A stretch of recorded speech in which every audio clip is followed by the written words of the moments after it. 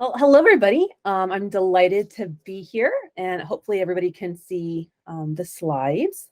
That is always the hope. If not, give me a shout, and I'll see what I can do. Yeah, let's go ahead and get started. So hello, for those who don't know me, my name is Dr. Kelli Dunlap. I am a clinical psychologist, and I practice out of telehealth out of Pixel Perfect Psychotherapy, which is my personal practice where I do telehealth for people who live in Maryland. And a little bit about myself. In addition to my PsyD, I have a master's in game design, and I teach at American University's Game Center. It used to be called the Game Lab, now it's called the Game Center. And I'm also the head of community for Take This, which is a mental health nonprofit dedicated to destigmatizing mental illness and improving mental health resources for people in the gaming community. So that's from players to esports athletes to game developers themselves. I don't have any conflicts of interest or funding to disclose or declare. So now that we got the ethical stuff put away, MD and MD. So not an MD PsyD, but I appreciate the hype. So today we're going to just kind of dive in. This is a very brief, I know we only have 30 minutes today, and this is usually a training I do in about 2 hours. So it's going to be a little bit fast, and it's going to be pretty high level as we cover just some of the basics of what it's like being a clinician working with games and why that's so important. So we're going to talk briefly, just some Games 101, make sure everybody's on the same page. We'll talk about game motivation, so why do people play? And then we'll talk about how those motivations can be really helpful in a therapeutic setting. So even if you're not a clinician, if you're working with somebody in a therapeutic capacity, this could be helpful for you. And then the goal, as always, is to have time for Q&A at the end. But if something comes up, feel free to throw it in the chat and I'll field it if I can. All right. So let's see here. Let's talk about games. But in order for us to talk about games, the first thing we need to do is talk about play. So we all know that play is critical to children's development, and it's the foundation for learning and exploring and understanding our world and our role in it. But as we get older, free-form, unstructured play is often replaced by things like school and work. But our need for play remains. It's a very human basic need, and it stays there. It doesn't go away just because the play space does. But it's important to remember that play and work are not opposites. In fact, one of my favorite quotes ever by Brian Sutton Smith is that the opposite of play is not work, it's depression.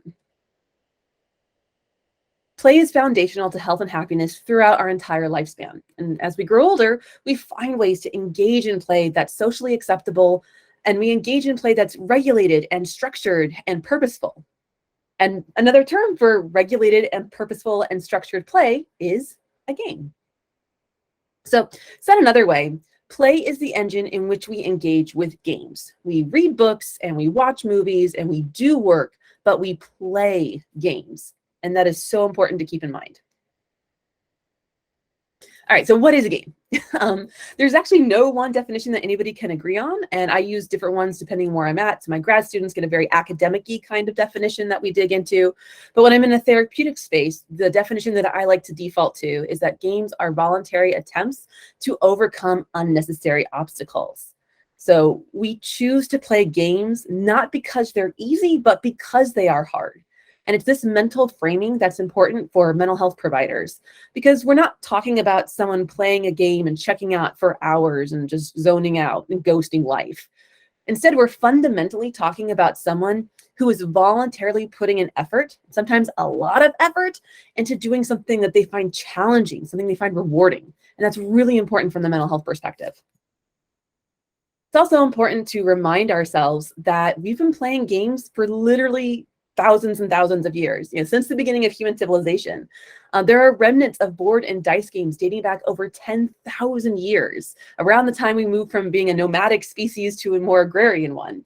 And the entire time, games have been used as a way to teach, as a tool for relaxation, a tool for social connection, for challenge and achievement, and for coping, for recovery and getting through hardship.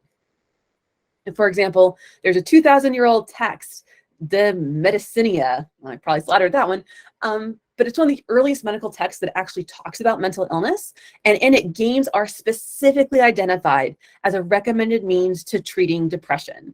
And it's paired with storytelling, which feels really appropriate given the group that just came before me talking about their RPGs.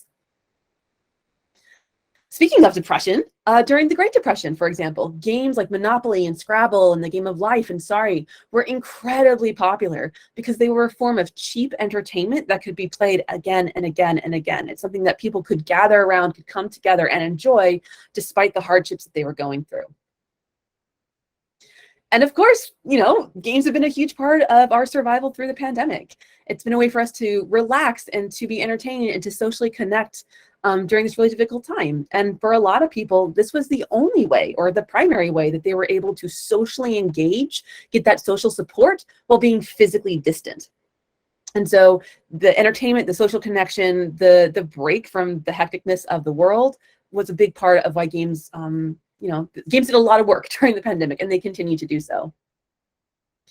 Okay, so that's super fast. That's like an entire course of games right there in those couple slides.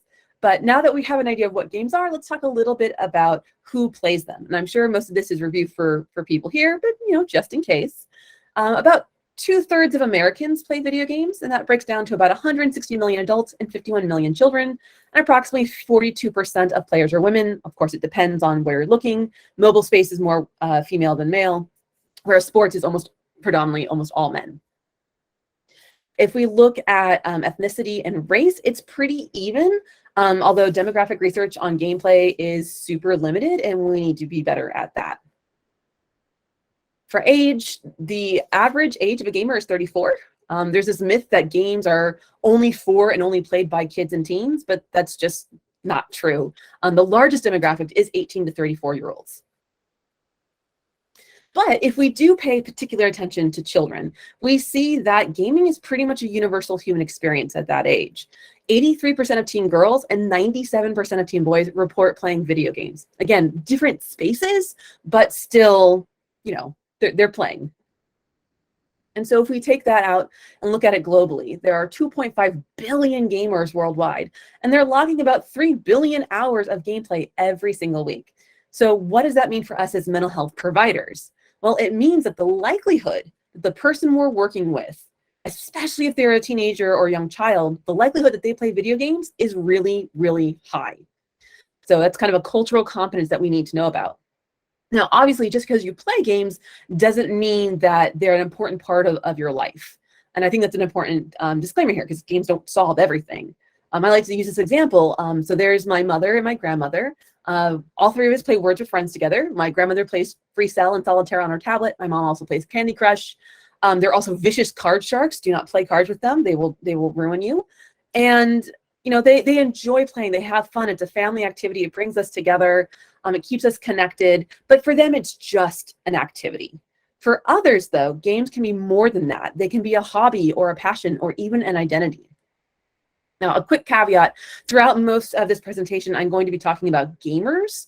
And I mean that in the broadest definition of the term, as in somebody who plays games.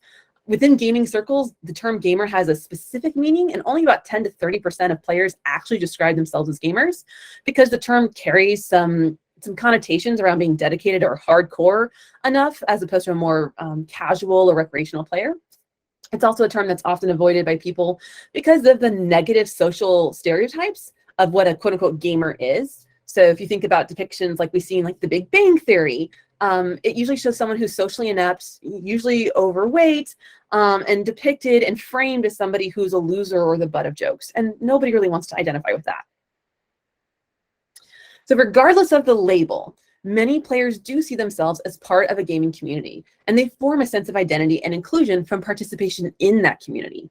And these communities largely form online through traditional methods like websites and message boards, but then we also see things like Twitch and Discord being really, really important social connection spaces. And as we also know, identity formation is one of the biggest goals of healthy psychological development in children and teens. So, but games giving us these spaces to explore who we are and who we are when we're with different people is a big part of just general mental health. All right, so that was a lot. So we're going to recap just real briefly here. Games are an ancient part of human culture, and they've been used for entertainment, connection, relaxation, and resilience for over 10,000 years. And the vast majority of Americans, both adults and children, play video games. For some, games are just an activity, but for others, games provide a sense of identity that's largely derived from the surrounding gaming community that they're a part of. All right. So now let's talk a little bit about why we would use games. What's the therapeutic impact? Again, I know the Game to Grow guys came right before, and that's, they're wonderful, and they talked about this at length. But I'm going to give you my little spin on it. So there are tons of reasons to use games in therapeutic settings. My top 3 are rapport, insight, and motivation. So I like to talk about games as being my easy rapport button. When I sit down with a client and they're passionate about games and all I really have to do is ask them about what they're playing, their faces light up and they actively engage with me. Gamers love talking about the games they're playing. And even if I don't know the game they're talking about, because there's over 1 million titles out there, the fact that I'm open and I'm curious about their interest is pretty much rapport gold. So the teens that I work with have often been told by parents and teachers and adults and even previous therapists the games are stupid and a waste of time. However, we would never tell someone that their interest in things like soccer or chess, both games, by the way, were stupid or a waste of time. And gaming is just an activity. And so when we apply the same curiosity, the same warmth and unconditional positive regard that we would when we're working with someone who is passionate about drawing or cooking, it lets clients know that we're not judging them and that they can share things with us that maybe they can't trust other adults with. For example, back when I was in training, I was paired with this high school freshman. He'd been through about 4 or 5 other therapists. He wouldn't talk to anybody, but he was being referred because of anger and acting out issues. And so he sat through the entire intake glaring at the wall the entire time while his mom read through the list of all the things wrong with him. Great. And then I, as little baby trainee, little baby psychologist in training, I asked him the questions that I had been taught to ask. And unsurprisingly, nothing happened. He didn't talk to me. But then I noticed his t-shirt and it said, "All day I dream about video games." And so I asked him, "What kind of games are you playing?" And suddenly he made eye contact with me and he spoke to me and he engaged and he said, "You're a girl. You don't play games." Success! Victory! He talked to me. I got him to talk. Of course, I was actually pretty angry about the comment that he'd made. And I think my response was something like, "Try me." Maybe not my most professional moment, but it worked. He said that he played Call of Duty. And so I asked if he was playing the newest one, which at the time was Advanced Warfare, or if he was playing the previously released Black Ops 2. And from there, I actually couldn't get him to stop talking. His mom just stared at us as we were speaking a different language, which we kind of were. And by the end of the session, he told his mom that he wanted to come back and see me again. Now, obviously, not every session can be a deep dive into game lore or strategy. And we did go on to work on his externalizing and anger behaviors. But in that moment, that's what he needed to feel seen, to feel validated, and to feel valued by an adult. Another tool is another useful way that I use games is for insight. So there are 3 main reasons people play games. So fun, relaxation, kind of emotional regulation stuff, social stuff, and then like challenge, achievement, mastery stuff. And so something as simple as asking questions about what someone's playing and why they're playing it can provide a great deal of insight about their internal world with really actual minimal effort, no test required. So Minecraft, I'm sure everybody here is familiar with it. It's super popular with kids and teens. It's basically virtual Legos. And within the game are different game types. So like there's creative mode and survival mode. And creative, you have all the resources you need to create whatever you want. It's an endless canvas with infinite supplies. There's no danger, there's no fighting. Whereas in survival mode, it's all about resource management and building defenses and exploration and like this intense pressure to survive. And so it's the same game, but there are 2 wildly different experiences. So let me ask you, and I'm going to ask you, chat, so please feel free to jump in. What might you glean from someone if they tell you that they play Minecraft and you ask, well, do you like creative mode or survival mode? Which one's your favorite? And they tell you, I prefer creative mode or I prefer survival mode. I'm just curious, what kind of things come to mind if someone were to tell you that one of them was their favorites. And I'm going to take a drink.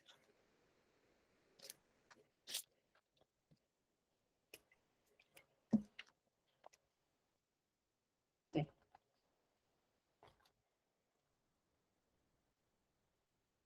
What kind of challenge they enjoy? Yeah. Personality type? Yep. Creativity? Yep. Sense of control, sense of freedom, open-endedness, free creativity, creation. Yeah. Creative may need freedom. Creativity need time to express and explore. You guys are nailing it. Absolutely.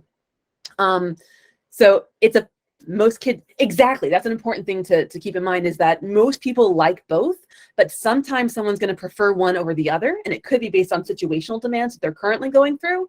Or like for myself, I only want to do in creative mode because survival mode is too stressful. And my real life is stressful enough. I don't need that in my play space. But yeah, so it's this idea that, if someone prefers creative mode, they might be interested in maybe a low stress environment, looking for a quiet place to kind of be themselves, to express themselves freely and creatively without those kind of restrictions. Whereas someone who wants survival mode, they might be looking for a challenge. They might be a tactician, might want some excitement and some chaos in their life. Of course, it's always important to ask why someone does. And so these answers are from a Reddit thread. These are not from my clients. That would be bad. This is from a Reddit thread. And what I've always found interesting is that like fun and challenging are always in there, regardless of what side they're taking, but it's why they find it fun and challenging. So one, like everybody said, it was very creative, like very creating and building and expressing, where the other one is much more like stress and pressure and resource management. Both are fun, both are engaging, but people like different things at different times based on where they're at. And so I cannot stress this enough to stay curious. Never assume you know why someone plays the game that they do. I have worked with a client who played Grand Theft Auto because he liked the art style and the level design. And I've also worked with a client who played Animal Crossing because she liked to make the animals sad. So everyone plays for different reasons. Don't assume you know what those are. And then last but not least, I want to talk briefly about games and motivation. So I use these games as a way to motivate people in session and outside of session. So sometimes it's my foot in the door, like the client I had as a trainee. In the past, I've used like, hey, we can talk about games for the last 15 minutes if we do the therapeutic work up front. I've also used games as a way to get clients to do work out of session, like go home, play Fortnite, and come back and tell me about your emotion regulation during really difficult matches. And so it's kind of like a homework assignment, and they bring it back and they come and talk to me about it. But it gets them to engage in the content outside of my office. So one of my favorite examples actually comes from Dr. Sarah Hayes, who's a very dear friend of mine. She was working with a gentleman who had OCD, and he was really into Farmville, and being able to organize all of his plants and his crops in rows fed into his OCD.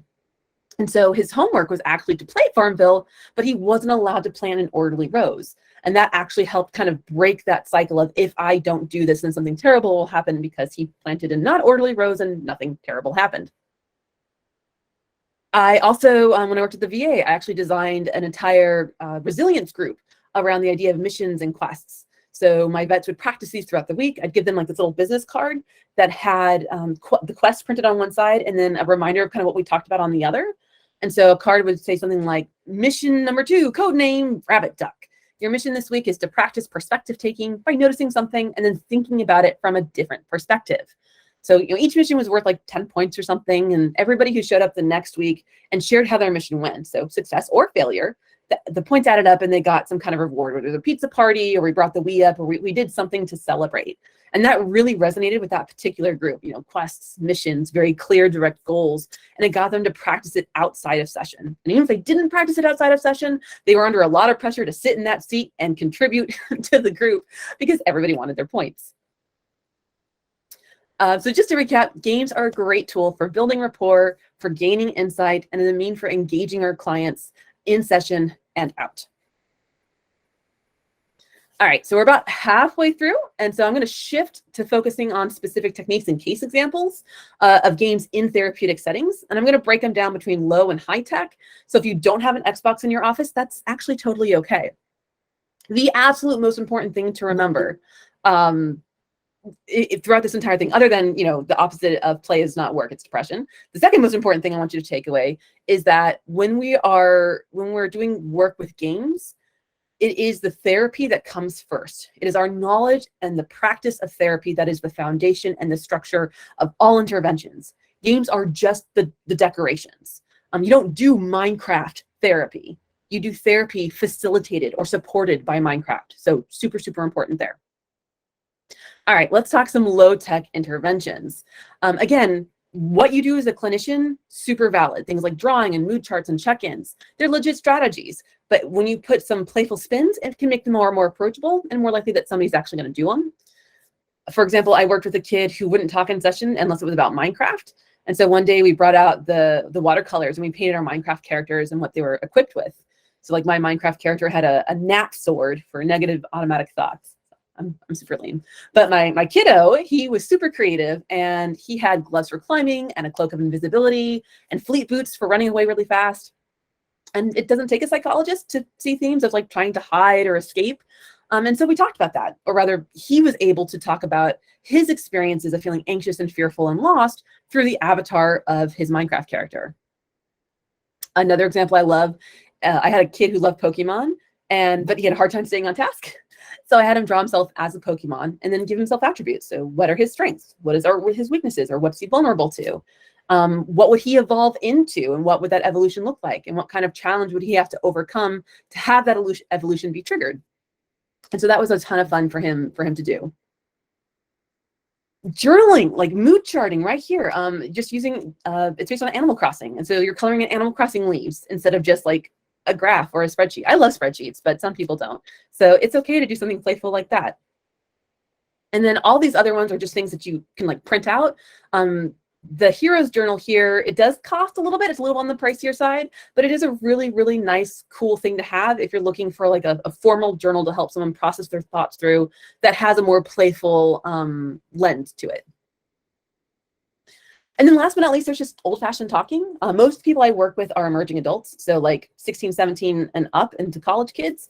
And so we talk a lot about what they play and why they enjoy it. Although if you ask my 6-year-old what he's playing and why he likes it, he will talk your ear off too.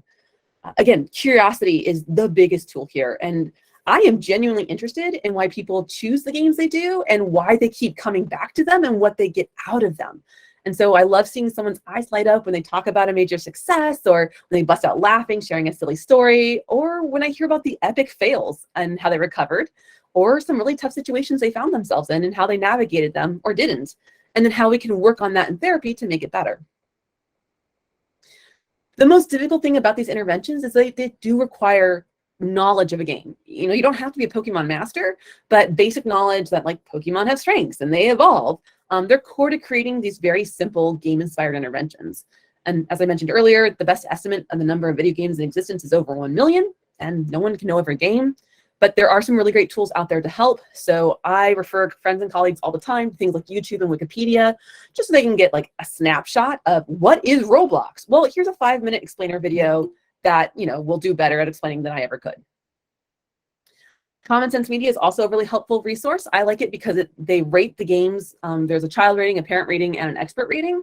And I also like that they actually break down what's in the game. So it's kind of like a really good content warning of, it's not just violence, it tells you about the types of violence, the flavors of violence, and things like that, which can be very, very helpful and time-saving. There's also a website called Hey Listen Games that was created by an educator, so it's not clinical, but he does teach using video games focused on social emotional learning. And his website comes with things like lesson plans and guided questions and kind of a syllabus for implementing, if that's your thing. Obviously, Pinterest and Teachers Pay Teachers are an absolute treasure trove of game-inspired ideas, and I'm almost always on there. And then last but not least, there are communities of mental health professionals who play and use games in their work.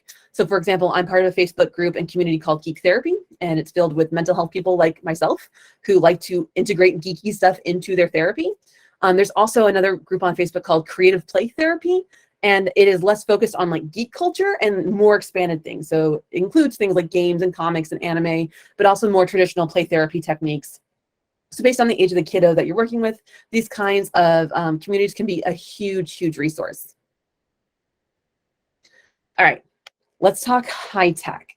So in some ways, this is easier than low tech because you don't necessarily have to know a whole lot. You just kind of have to show up. One of my favorite things is to do side-by-side playing, so in-person co-op, because it changes the dynamic of the room and it kind of levels the playing field. The power differential and the hierarchy aren't as prevalent when you're both looking at the screen in front of you. And so it's more relaxed and more conversational. And it's probably likely the client assumes they're better than you at the game, which is often true. But it can be really empowering to know more than your therapist. And especially with younger kids, giving them that opportunity to be the expert, to teach you something, can be a big boost to self-esteem and confidence. Earlier, I talked about my kiddo who liked playing Pokemon. And later in treatment, we actually set something up where he could bring his DS in and tell me about and show me his Pokemon world. And this kid was an expert. Like, he knew everything. I know Pokemon, he knew Pokemon. And so when I talked to his mom about how engaged and enthusiastic and passionate and creative and all these wonderful attributes he had about Pokemon, her response was, I'm just glad someone talks to him because I don't get it. Now, I know being a parent is hard. I'm a parent too, and it is hard. But oh man, that felt like a gut punch. I apparently was the only person in this kid's world that he could share his passion and his interests with. And as a therapist, I was proud that I could hold that space for him. But I also felt really terrible for him, and how lonely he must be and how difficult it must be that the thing he cares about, people are telling him doesn't matter. And then playing side by side is another great opportunity to like do things in vivo to catch people in the moment. So another example I had was a 12-year-old boy I was working with who had some anger issues, but he presented as like this perfect little angel baby in session, and you would never know anything was wrong. And so after a couple sessions and after working with him a bit, I brought in Space Team, which, if you're not familiar, it's a mobile game where you work together with other players, each on your own individual phones, to keep your spaceship from falling apart. And so sometimes you get instructions like flip the dongle, and the dongle that you flip is on your phone. But sometimes, there's a button that needs pushing, but it's not on your phone. And so you have to communicate that to somebody else. And so there was one time we were playing it and we were doing well, and then we started to do not so well. And he got really angry and he threw his phone and he told me I was bad. I was a bad gamer and he wasn't going to play with me anymore. And so at that point, we kind of called time out. And then I talked to him about how, how his words impacted me and how they made me feel, like, very honestly. And then we also talked about the idea of being on tilt, where our emotions take over and we become less good at the thing that we're doing because our emotions have now taken over. And we looked about how that came up in Space Team, and then also how that translated to things like in school or other outside of sports activities and things like that. Without the game, I probably never would have seen this happen. I also want to put a giant caution and disclaimer out there. This child, all of his anger issues were verbal. And if there had been any physical worries, I would not have done this. I also had a working relationship with him. There was already trust and already rapport. So let me just throw that out there real quick. This is not for everybody. So something that I've had to do a lot more since the pandemic is online co-op. It has a lot of the same benefits as in-person co-op. But one of the things that I don't like about it is the tech issues. A lot of time a therapy session can become a tech session. And so, we make it work. We've made it work in the past. It's not my preferred way, but a lot of people have found some really creative ways of doing it. And it does seem to be just as valid. The only other thing to think about with online co-op is there are a host of confidentiality issues that come up. Here's just a snapshot of, again, in the larger presentation, I dig into these, but like all the hoops I've had to jump through using online platforms to do therapy, and all the things that I've had to do extra in order to make sure that I'm maintaining client confidentiality. And it's a big challenge. Another strategy that I really enjoy is assigning games as homework. I love recommending games to clients and to clinicians. And because of the length of most games, we don't play them in session. I have people play them at home and they come back kind of like a book club and we discuss it later. And so a lot of these games, sometimes I'll use Fortnite and whatever somebody's playing, but a lot of times I'll recommend games that are kind of smaller games, indie games that have more of like mental health feels to them. And without a doubt, the most common one I recommend is Adventures with Anxiety. It is this wonderful little web-based game. It takes about 30 to 60 minutes, and you play as the anxiety, and your goal is to keep your humans safe. So it's funny and sarcastic, and it does a really good job of demonstrating how anxiety can be both protective as well as problematic. It helps to externalize anxiety and how we think about it. And I know I've definitely found it to be super helpful in giving my client and I a shared language about how to talk about anxiety. Like, well, what was your wolf up to today? And what was your wolf telling you? I'm actually have a quick clip of it here. I don't know if the sound will work, but you don't need the sound. If it does, great. If it doesn't, that's okay.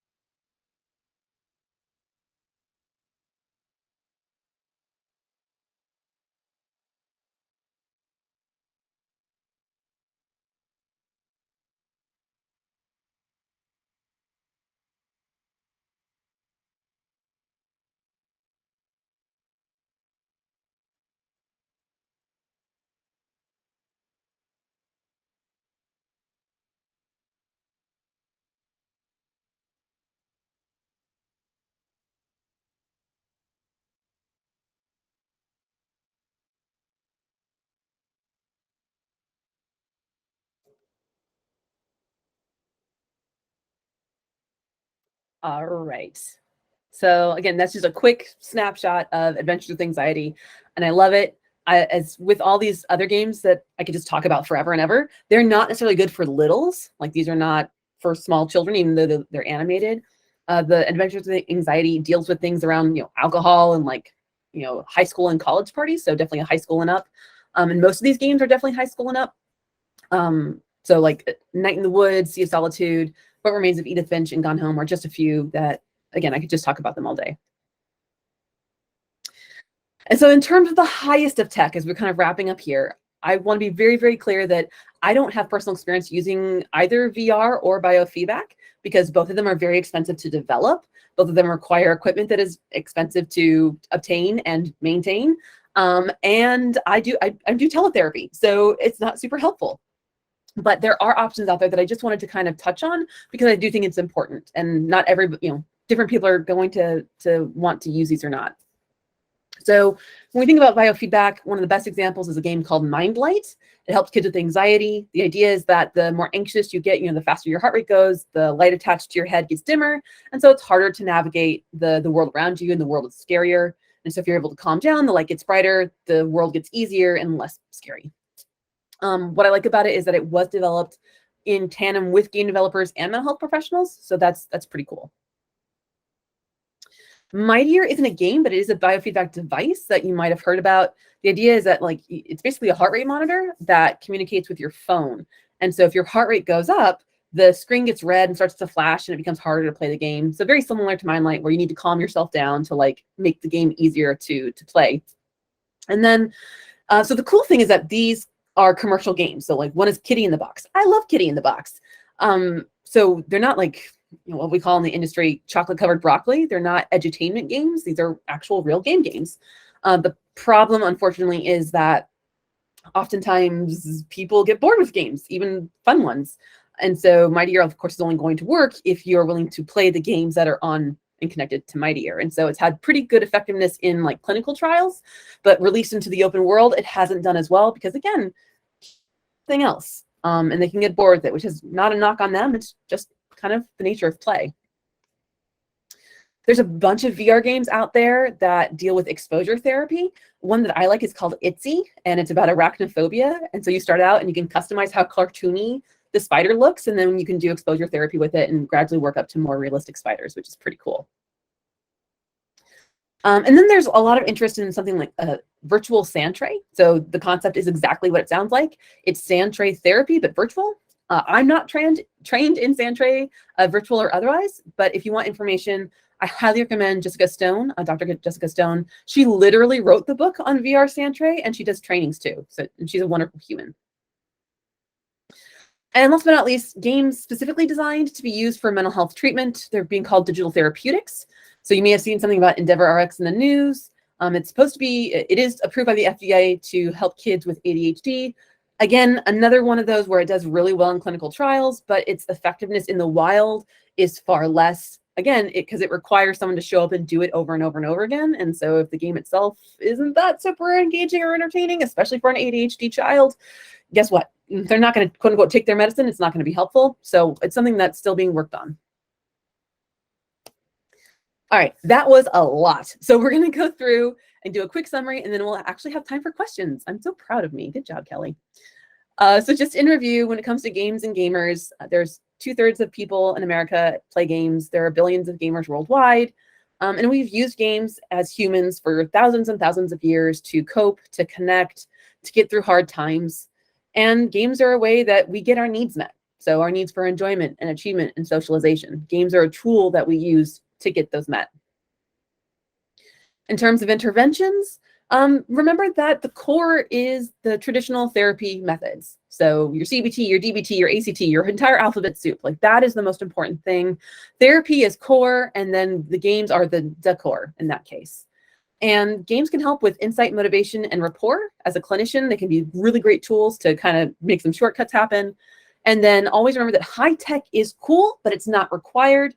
And high tech also comes with some ethical and confidentiality issues that you do need to be thoughtful about, and can be actually really challenging, as well as the tech part of it can also be very challenging too.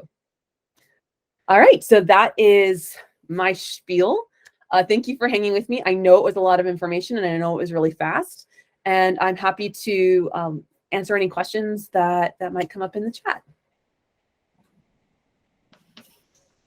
Yeah, I agree. Amazing presentation, Dr. Dunlap. Thank you so much for joining us today. We'll give a second here to see if any more specific questions come up in the chat. I'm sure you saw people are like, wait, what was that game? Wait, we want that presentation. Wait, is there a PDF?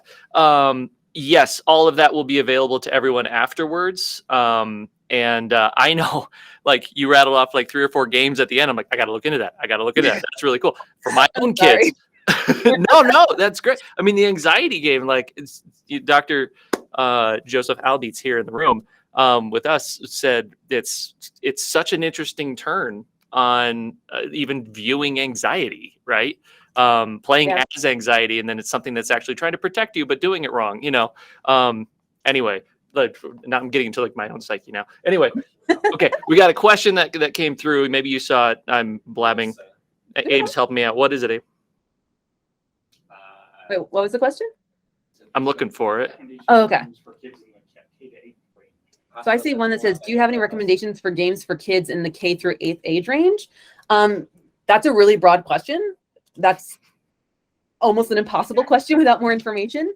But what I will say is I have one, my oldest is 6. So on the younger end of things. But what I typically tell people is find something that you enjoy doing with them and go there. The best example is we've been playing Sea of Thieves, which is an Xbox only game. It is a T-rated game and my son is 6. But you play as pirates and you go on missions and things like that. And it's a lot of fun, and there is fighting and there is, swords, and it's a pirate game.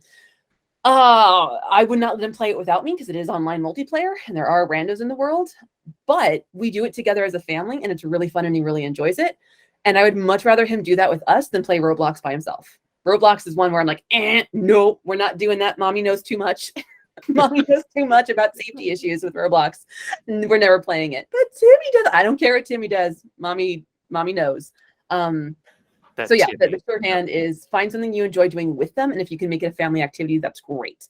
So finding their interest, and that's a great place to start. So if they like space, there's a million games about space. If they like animals, Barbie's Horse Adventure was one of my first games, and I loved it.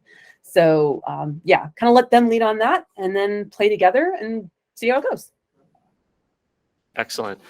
There's one more I'll point out that I see in the chat. Maybe some came again later, but it says, Melissa asks, says, my hospital does not allow behavioral health / psych patients to use tech and gaming items due to secondary gain.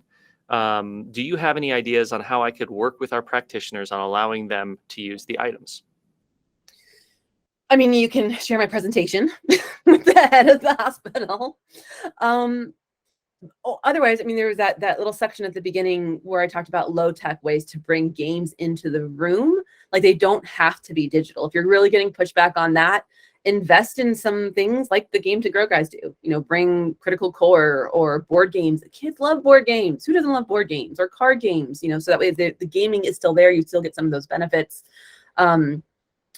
It's really hard to change administration's mind, especially since it sounds like they've set it up in a safety reasons, and that makes it even more difficult.